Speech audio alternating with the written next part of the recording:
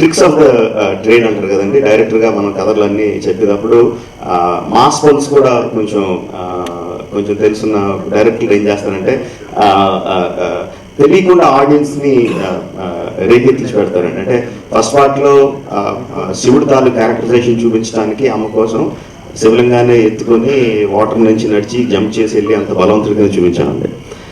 బల్లాల దేవుడిని చూపించినప్పుడు ఉత్తి చేతులతో దొరకొద్దు ఫైట్ చేసి అంత బలమైనదని చూపించాను.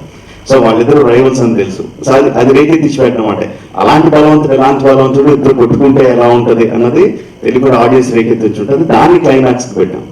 సో పీక్ అన్నిటికంటే జనాలు ఏదైతే ఎక్కువ ఎక్స్పెక్ట్ చేస్తూ ఉంటారో దాన్ని క్లైమాక్స్ పెట్టామండి. So the peak, the Everest peak cinema, Baahubali సినిమాలో ఎవరెస్ట్ పీక్ ఏదైతే ఉంటుందో అది క్లైమాక్స్లో బల్లాల దేవుడు మహేంద్ర బాహుబలి మధ్య ఫైట్లో ఉంటుంది. ఏదైతే ఉన్నాయో బాహుబలి కానీ, బల్లాల దేవుడు కానీ, శివగామి కానీ, కట్టప్ప కానీ, విజయదేవుడు కానీ, దేవసేన, అన్ని characters very very powerful characters అండి. అందరూ కూడా వాళ్ళు నమ్మిన సిద్ధాంతాలని, వాళ్ళు నమ్మిన ఫిలాసఫీని చాలా స్ట్రాంగ్గా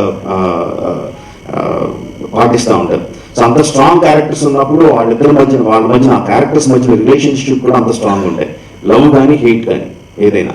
so Devasena characterisation will be very strong అండి. ఆడవాళ్ళందరికీ కూడా చాలా చాలా నచ్చుతుంది అనుకుంటున్నాను. క్లైమాక్స్ చేసేసరికి మొత్తం ఓపికలు అంతా అయిపోయినాయి అండి.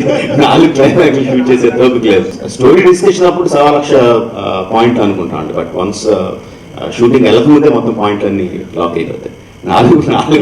4 వర్షన్స్ షూట్ చేసి అంత ఇది లేదు.